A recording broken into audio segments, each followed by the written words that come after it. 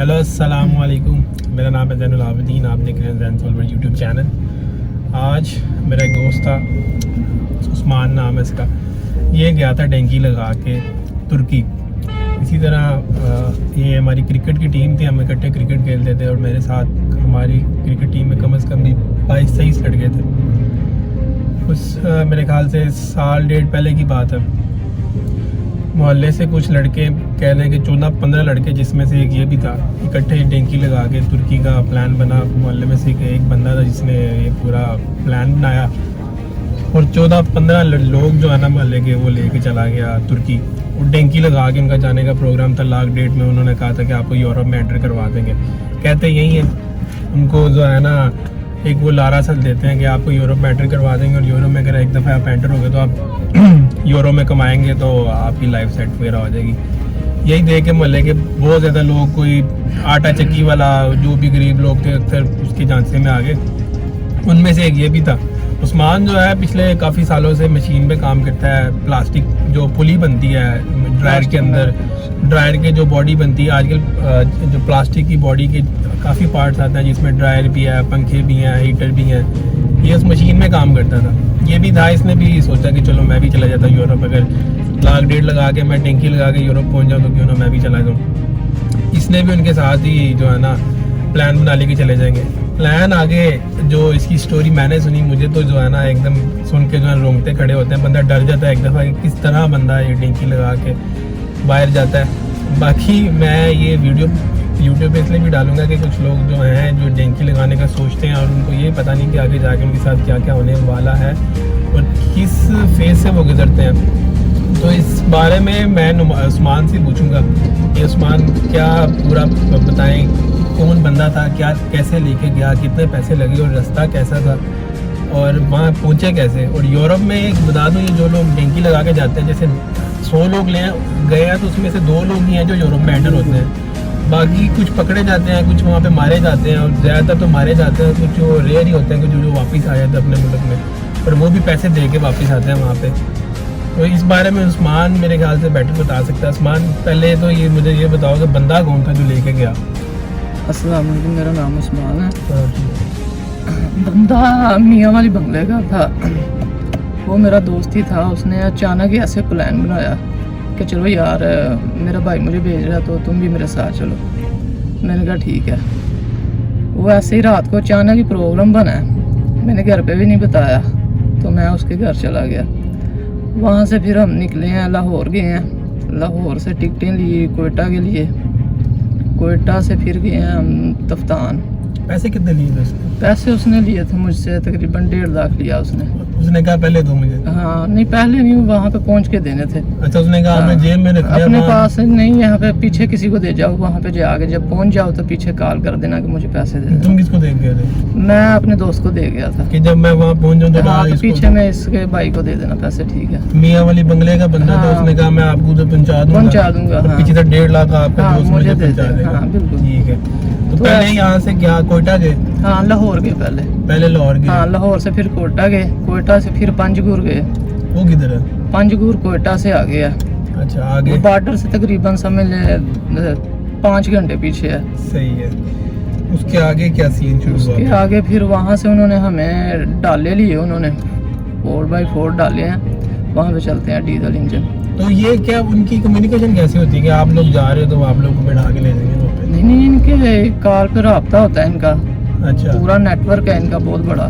तुम लड़के कितने थे? लड़के तो तकरीबन यहाँ से हम 3 गए थे, लेकिन जब कोयटा से आगे गए ना, तफ्तान पहुँचे तो वहाँ पे तकरीबन समझ लो 150 बंदा था जिसने बॉर्डर क्रॉस करना था। 150 बंदा था जो 150 बंदा जिसने बॉर्डर क्रॉस करना था। क्रॉस करके ईरान जाना था। ईरान जाना था। साथ ही जो पाकिस्तान के साथ जो बॉर्डर लगता है, ये लोग पहले यहाँ से ईरान लेके जाते हैं। तो ईरान का जब बॉर्डर क्रॉस हुआ तो बहुत ही खतरनाक बॉर्डर था। क्रॉस कराया कैसे? पहले क्रॉस उन्होंने पैदल, जब बॉर्डर के नज़दीक ले गए हैं डालों पे, उसके बाद वहाँ से फिर पैदल पहाड़ी थी, पहाड़ी उन्होंने क्रॉस करवाई पैदल ही। हाँ, पैदल ही ईरान में दाखिल हो गए। तो उसके बाद उन्होंने आगे रात को वहाँ पे हमें सुनसान जगह थी, जंगल था, लाइटें ऐसे फौजियों की आ रही थी नज़र। तो उन्होंने वहाँ पे हमें छोड़ दिया अकेले कि आगे से बंदा आएगा आपको रिसीव कर लेगा। तो हम वहाँ पे काफ़ी तकरीबन 2-3 घंटे इंतज़ार करते रहे। बहुत डर लग रहा था कि कहीं फौजी ना आ जाए और उड़ा ना दें। और यहाँ पे ये होता है कि अगर आप बॉर्डर पे पकड़े गए तो फिर उसके बाद हाँ, फौजी नहीं, वहाँ की तो मर्जी सीधा है। फायर लगा देते हैं। अगर फौजी वहाँ- की मर्जी है, वो आपको हाँ। ईरान का फौजी अगर आपको छोड़ दे तो छोड़ दे, नहीं छोड़ तो दे वो तो मार भी हर दे चीज़ तो नहीं कोई ना, पूछने वाला नहीं हाँ, है उनको। बिल्कुल, ये ऐसी बात है। तो उन्होंने तो तकरीबन 3 घंटे गुजरे हैं वहाँ पे। डाले आया अचानक ही ना, अंधेरे में पता नहीं चला। 3-4 आदमी आए, उन्होंने आगे हमें, सो गए हुए थे सब, रात को नीचे ही लेट गए वहाँ पे जंगल में। हाँ, जंगल में। तो वो उन्होंने उठाया आगे, चलो भाई उठो, हम तो आपको लेने आए हैं। तो जब उन्होंने उठाया तो उन्होंने तकरीबन एक डाले में 40 बंदों को खड़ा करके ना अचानक बोले सिट डाउन। वो जो बैठ गया, जो खड़ा वो खड़ा रह गया। यानी कि एक डाले में पीछे 40 बंदों को खड़ा करके अचानक से बिठाना बहुत मुश्किल काम था। तो फिर जब वहाँ पे उन्होंने बिठा लिए, तकरीबन 150 बंदे को बिठाया उन्होंने, ऐसे ही 4-5 डाले थे। बिठा के उन्होंने एक आगे डाला था, वो उसकी लाइटें ऑन थी, बाकी पीछे सबकी ऑफ थी। बाउंड्री लाइन थी ना, बॉर्डर एरिया था। तो उन्होंने इतनी तकरीबन समझ ले 150 की स्पीड पे उन्होंने चलाई है गाड़ी। जो नीचे गिर गया।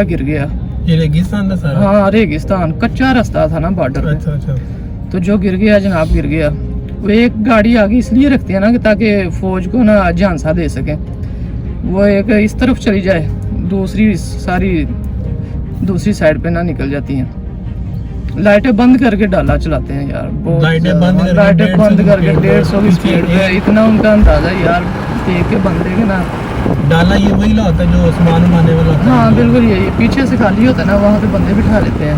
और ये जो डाले में मैक्सिमम जो लोग हैं ना, यहाँ पे 10 से ज्यादा लोग हाँ, बैठ नहीं बिल्कुल। सकते। जो पुलिस का डाला आपने हाँ। गाड़ी देखी होनी है, पीछे से ही हाँ, डाला ये होता खाली है। होता है पीछे से। इसमें वो खड़े करके रखते हैं ताकि ज्यादा से ज्यादा नौजवान अंदर आ 40 सकें। बंदों को खड़ा करके बिठाते हैं, यानी कि पाँव के बल बैठना पड़ता है। वो भी कोई बैठ गया, नहीं तो खड़े ही रह खड़ा ही रहे। उसके बाद हाँ, उसके बाद आगे गए उन्होंने, किसी तकरीबन काफ़ी आगे रोड आ गया, 1 किलोमीटर के आगे। उन्होंने काफ़ी स्पीड और पकड़ ली, तकरीबन 200 की रफ्तार से जा रहे थे डाले। तो पीछे कोई चीज़ नज़र नहीं आ रही बस। फिर आगे एक गांव आया छोटा सा, उधर उन्होंने स्टे किया। वहाँ पे सबको उतारा, बंदों को उतार के तो उन्होंने फिर चेकिंग करके अंदर हमें किया। सबको अंदर एक रूम में बिठा दिया कि बैठ जाओ यहाँ पे। फिर अगला दिन गुजरा, वहीं पे घर भी ऐसे खंडर ही थे यार वहाँ पे, जहाँ पे उन्होंने रखा ना, खंडर ही थे। तो तकरीबन एक दिन वहाँ पे रहे। दूसरे दिन फिर उन्होंने ना हमें निकाला। खाना वगैरह कौन देता था? खाना कुछ भी नहीं वहाँ पे, समझ लिए हल्का फुल्का पानी, बस पानी पे गुजारा करना। खाने वाली तो कोई चीज़ नहीं रास्ते में होती। उसके बाद फिर वहाँ पे से उन्होंने हमें उठाया टैक्सियों पे। टैक्सी आई, कार थी वो। अच्छा। उसमें भी बहुत ज़्यादा जुल्म करते हैं वहाँ पे भी यार। तकरीबन 8 बंदे ये पीछे सीट के ऊपर, 8 नीचे, और ये आगे 3 बिठाते हैं फ्रंट पे। तो और 4 बंदे, 5 पीछे डिक्की में। 5 बंदे डिक्की में बिठा के सरकार, वो बहुत ही ज़्यादा।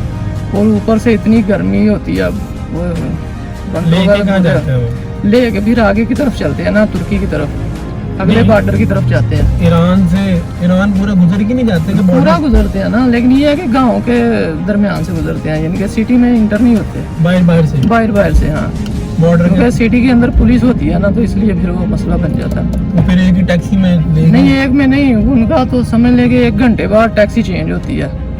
1-2 घंटे बाद टैक्सी चेंज होती है। नेटवर्क बहुत हैवी है उनका, जहाँ से भी आगे उन्हें इन्फॉर्मेशन मिलती है कि यार आगे पुलिस का नाका है, यहाँ खड़ी है, तो वो चले वहीं पे बंदों को फेंक देते हैं। गाड़ी रोक के फ़ौरन से धक्के देते हैं, नीचे उतर जाओ। फिर दूसरी गाड़ी आती है आगे, वो उठा के ले जाती है बंदों को। मतलब पूरा ईरान उन्होंने ऐसे गाड़ियों पे कहीं डाले आ जाते हैं, कहीं रात को स्टे आधा घंटा या घंटा करवाते हैं जंगल में। वहाँ पे भी पानी देते हैं पीने के लिए, और कोई चीज़ नहीं। फिर गाड़ी में फिर ऐसे कहीं पे, फिर अगर गाड़ी वाला रास्ता नहीं तो वहाँ पे पैदल बंदों को भगाते हैं। और जो नहीं चलता उसको पीछे से बहुत ज़्यादा जुल्म करते हैं उस पर, डंडे वगैरह मारते हैं यार, भागो। जो नहीं भागता उसकी टांगे तोड़ देते हैं, डंडे मार के। हाँ, बहुत ज़्यादा।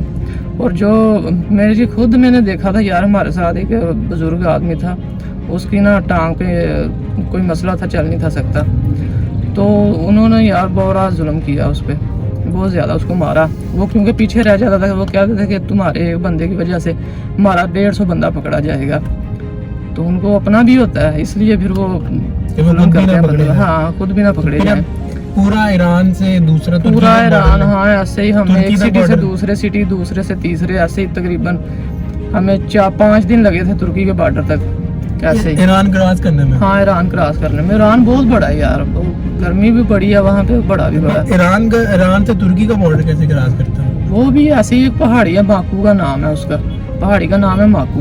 वो बहुत ही ऊंचाई है पहाड़ी की, वो ऐसे बिल्कुल सीधी पहाड़ी है, उससे जो भी गिर जाता है ना नीचे, समझ लो उसकी मौत ही होती है।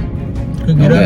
हाँ, लेकिन हमारी नज़रों के सामने नहीं कोई गिरा, लेकिन सुना है वहाँ पे, क्योंकि हम खुद गुजर के गए हैं वहाँ से यार। वो ऊपर इतना इतना घास था, इतना तकरीबन 3 फुट का घास को पकड़ के ऊपर जाते थे हम, बिल्कुल सीधी है। और ये एंगल थोड़ा चेंज करना पड़ रहा है क्योंकि हमारा वो सेटल नहीं था। यूनान में तुर्की से यूनान में जो है ना, हाँ। ज़्यादातर मैंने सुना है कि एंटर होते ही अगर सामने कोई फौजी खड़ा है और उसने आपको देख लिया, दरिया आप क्रॉस कर रहे हो, तो उसने गोली मार देनी है। हाँ, ये भी है, उन्होंने ऑर्डर दिए हुए थे पहले। यूनान को ऑर्डर है कि आपने, यूनान को ऑर्डर थे। अगर आपने कोई बंदा देख लिया कि वो इलीगल एंटर हो रहा है वो दरिया क्रॉस करके, अगर नज़र आ गया तो वो फिर सीधा गोली मार देते हैं। और हाँ, ज़्यादातर लोग उधर ही कश्ती में मर जाते हैं। हाँ, वो कश्ती में क्रॉस करवाते हैं, वो भी ऐसी ट्यूब वाली कश्ती होती है, तो उसमें तकरीबन 20 बंदों को एक दफ़ा ना बिठाते हैं, तो वो क्रॉस करवाते हैं। वो चाहे रास्ते में ही उल्ट भी सकती है कश्ती जो है। हाँ, कोई लाइफ जैकेट नहीं हाँ, पहनाई होती कोई है, चीज़ बस नहीं पहनाई। बिठाते हैं वो लोग और हाँ। कहते हैं कि चलो चलो भाई,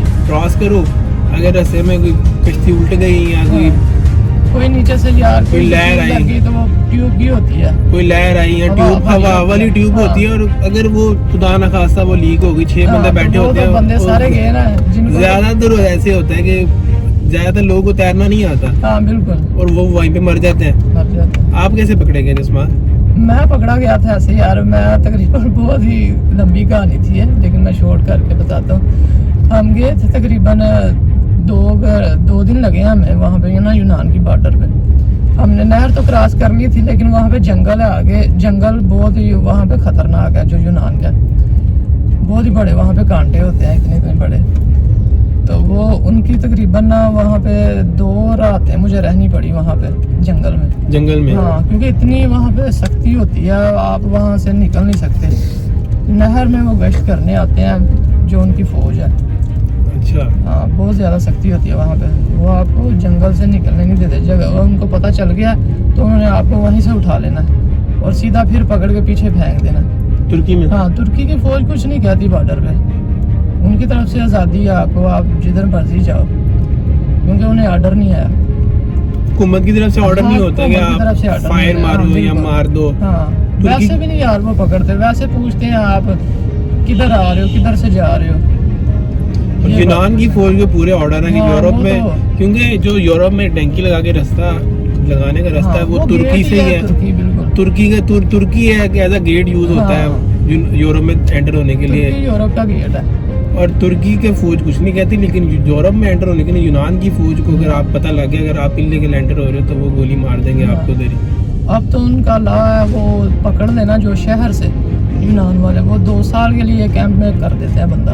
तो 2 साल के 2 लिए साल पहले अंदर कैंप में रहेगा, पहले सजा पूरी करेगा, उसके बाद उसको पूछेंगे आपने यहाँ रहना है या पाकिस्तान जाना है। अगर बोलेगा मैंने पाकिस्तान जाना है तो वो पाकिस्तान भेज देंगे। अगर कहेगा मैंने वहाँ पे रहना है तो वो उसको वहाँ पे स्टे दे के, तो 1 साल की देते हैं स्टे, वहीं पे पेपर दे के छोड़ देते हैं। अच्छा तो हाँ, और वो भी 1 साल के बाद उन्होंने आपको उठाना है, पकड़ के पीछे पाया फेंक देना पाकिस्तान या जिस भी कंट्री से ताल्लुक है आपका। अच्छा। हाँ, यानी कि बहुत ज़्यादा। फिर हम यूनान के बॉर्डर पे निकले हैं पैदल ही रात को, तकरीबन 2 दिन सफ़र किया रात को। वहाँ से एक ना चलती है ट्रेन उनकी, वो जाती है सीधा शहर में जाती है बॉर्डर से लेके। वो ट्रेन के रास्ते हमें ना ले गया, तकरीबन 25 बंदे थे हम। तो एक दफ़ा तो आगे हम चलते जा रहे थे, आगे पता ही नहीं चला कि आगे उनकी चेक पोस्ट आ गई, तो उन्होंने कुत्ते लगा दिए हमारे पीछे। बहुत ही बुरा। वहाँ पे कुछ हमारे लोग थे वो पकड़े गए, कुछ लड़के पकड़े गए, लेकिन कुछ जो थे वो भाग गए, हम भी भाग गए। हमारी किस्मत अच्छी थी वहाँ पे। लेकिन ये है कि हम थोड़ा सा आगे गए हैं तो शहर के नज़दीक चले गए हैं थोड़ा सा, तो वहाँ पे ना हमने सोचा यार थोड़ा सा चलो रेस्ट करने बैठ के। टैंकर जो था ना उसके पाँव में जूता नहीं था, तो पत्थरों पे चल चल के ना उसके पाँव खराब हो गए थे। उसने सोचा चलो शहर तो आ गया, थोड़ा सा रेस्ट कर लें 10 मिनट। वहाँ पे बैठे हैं तो पीछे से अचानक ही 5 मिनट भी नहीं बैठे, पीछे से पुलिस वाले आ गए। उन्होंने ऊपर आके लाइटें ना ऑन कर दी, बस उन्होंने बोला हाथ ऊपर कर लो सब। तो भाई कितने लोग थे वहाँ जो पकड़े गए? जो पकड़े गए वो 25 लोग थे। सारों को पकड़ा? हाँ, सबको ही पकड़ा उन्होंने। वापस तुर्की में वहीं से तकरीबन 4 दिन लगे हमें वहाँ पे बैठे हुए। उन्होंने पकड़ा और उन्होंने 25 मिनट में हमें बॉर्डर क्रॉस करा के तुर्की फेंक दिया। 4 दिन लगा यूनान में एंटर होने के लिए, 25 मिनट में वापस। 25 मिनट में वापस उन्होंने बड़ा डाला उन्होंने लिया, उसमें डाले सबको बंद करके वहाँ से नहर क्रॉस कराई, तो फिर तुर्की में फेंक दिया। और जब तुर्की में वापस आए तो फिर वहाँ पे तकरीबन बुरा हाल था सबका। जाहिर है 4 दिन के भूखे बैठे हुए थे वहाँ पे। वहाँ पे इतना बुरा हाल था कि पानी भी पीने को नहीं था उनके लिए। और जो यूनान में बॉर्डर की नहर है ना, उसका पानी पीते रहे हैं लोग यार, ऐसा हाल होता है। तो टैंकी ज़रा सोच समझ के लगाया करना। ये यूरोप की टैंकी इतनी आसान नहीं है जितना लोग कहते हैं। अगर आप यूनान से आगे जाओगे तो वो इससे भी खतरनाक है। ये लोग कहते हैं कि नहीं यूरोप में आगे जो है आसान है, लेकिन नहीं, आगे जो बॉर्डर है ना वो इससे भी खतरनाक है। यूरोप जंगल है, हाँ आगे जंगल बहुत ज्यादा बड़ा शुरू हो जाता है ना, वो फिर जंगल में वो जो है ना यूनान से आगे जर्मनी, यूनान से आगे तकरीबन 6-7 मुल्क है जो क्रॉस करके फिर आपको इटली में जाना पड़ता है। इटली, हाँ वो छोटे छोटे से मुल्क हैं यूरोप के, सर्बिया, मकदूनिया, ऑस्ट्रेलिया, फिर आगे इटली आता है। उसके साथ जर्मन है, फ्रांस, ये सारे एक साथ ही हैं। और हमारे इलाके के जिस जगह पे मैं रहता हूँ यहाँ पे पूरी क्रिकेट टीम जो थी ना हमारी, वो सारे गए वो सारी गई थी। और कम से कम 15-16 लोग थे। बीच में से कुछ वहाँ जाके पकड़ेंगे और पैसे दे के वापस आए, क्योंकि जहाँ पे वो पकड़ा जाता है ना, फिर वो यहाँ से घर वालों से पैसे मंगवाते हैं, 3 लाख 4 लाख 5 लाख। और घर वाले मजबूर होते हैं कि बच्चा जवान है, देना पड़ता है। कहीं को 5 लाख 6 लाख 7 लाख, जितने में वहाँ की पुलिस से आपके एग्रीमेंट हो गया, फिर उन्होंने आपको वहाँ से बाय फ्लाइट भेजना होता है। लोगों को तो रास्ते में किडनैप कर लेते हैं लोग। हाँ, कि ना कुछ जो पीछे रह जाए या साइड पे हो जाए, उनको किडनैप कर लेते हैं, फिर उनसे डिमांड करते हैं पैसों की कि आपने घर से पैसे मंगवाओ। ऐसे ही है ये, बस ये भी कारोबार है। हाँ बिल्कुल, पहुँचता जो है ना वो 100 में से कह लें एक बंदा पहुँच जाएगा। ज़्यादातर ये उस्मान 2 साल तुर्की में रह गया है, अब वो वापस आया पाकिस्तान। और तुर्की जो है ना, तुर्की अगर तो आपने बिजनेस करने जाना है तो तुर्की चले जाओ। बहुत ही अच्छा। अगर आपने दिहाड़ी लगाने जाना तो फिर जो है ना वो आपके लिए नहीं ठीक नहीं है। आजकल जो है तुर्की के हालात भी बहुत ही लो जा रहे हैं, करेंसी भी लो है उसकी, बहुत ज्यादा डाउन हो गई है। 12 रुपए का लीरा हो गया अभी, 12.5 रुपए का। तो जब मैं गया था तब वो तकरीबन 35 रुपए का था। ऐसे ही है। तो दिहाड़ी लगानी तो आपने पाकिस्तान के अंदर ही लगा लें, बाहर के जाने की जरूरत क्या है। आजकल आप पाकिस्तान में अगर आप 20,000 कमा लेते हो तो फिर आपको कोई मसला नहीं, कोई टेंशन नहीं। क्योंकि आप वहाँ पे जाके भी आपने 25,000 रुपये कमाना, तो आपको तकरीबन, मैं नहीं समझता कि वहाँ पे जाके आप 25,000 में आपने अपना खर्चा निकालना है, सारा कुछ करना है, खाना पीना, रहायश, बिल वगैरह, तो ये नहीं अफोर्ड कर सकता बंदा वहाँ पे। ओवरऑल कंक्लूजन यही था कि भैया पहले किसी जमाने में होता होगा 2001 में 2 में लोग यहाँ से टंकी लगा के यूरोप पहुँच जाते होंगे, लेकिन आजकल अगर आज भी लोग, मैंने देखा है यहाँ से आजकल भी, लेकिन आजकल समझ लो कि यार 10 गेमें जा रही हैं, उनमें से कोई एक पहुँच रही है। ये गेम है पूरी। हाँ। ये गेम है। ये जो पाकिस्तान के लोग हैं, जो जिनका पूरा नेटवर्क है, ये लोग गेम खेलते हैं बहुत ज्यादा। अब जिस बंदे ने 1.5 लाख लेना था ना, उसने 1.5 लाख इसे ले लिया हुआ था, उसने ले लिया। आज वो उसने गाड़ियों के रास्ते इसको पहुंचा दिया वहाँ पे।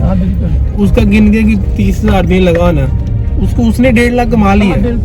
वो ठीक है, उसका कारोबार है। उसने यहाँ से बंदे भेज देने हैं, रास्ते में कोई मर जाए। कोई बात। हाँ, ये घर बता के नहीं गया कि कौन बंदा मुझे लेके जा रहा है। मैं मरी जा रहा हूँ। कौन है ये लोग, कहाँ से आते हैं? कौन बंदा मुझे लेके जाहिर है किसी के भी नहीं जाने देंगे अगर कोई सच बोलेगा कि भाई मैं टैंकी लगानी है, लेकिन वाले तो ये बात नहीं होते। मेरे ख्याल से वो लोग जो है ना माइंड ऐसा प्रिपेयर कर देते हैं बंदे का कि घर भी नहीं बताना, ये भी नहीं करना। और अभी तो ये यहाँ बैठा है, लेकिन कई ऐसे लोग होंगे जो, कई ऐसे पेरेंट्स होंगे जो अपने बच्चों को जो है ना ऐसी हो ज़ाया चुके करा हैं, रहा बिल्कुल उनको पता ही नहीं है कि वो यूनान कहाँ के पे बॉर्डर में मर चुका है। अभी तो हम क्रिकेट नहीं खेलते लेकिन हमें नहीं पता कौन वापस आया कौन नहीं आया। यही बात लेकिन तब था कि जैसे क्रिकेट हमारी टूट गई एकदम ही, हाँ, बिल्कुल। क्रिकेट खेलना छोड़ दिया हमने क्योंकि कोई था ही नहीं खेलने वाला। है। हाँ। ये पूरी स्टोरी थी, काइंडली गुरेज करें डंकी इंशाल्लाह लगाने नेक्स्ट भी आपको इन्फॉर्मेशन देंगे आगे यूरोप के बारे में। से। बहुत शुक्रिया आपका वीडियो देखने का। हम मिलेंगे आपसे नेक्स्ट वीडियो में, तब तक के लिए अल्लाह हाफिज़, सी यू, बाय बाय।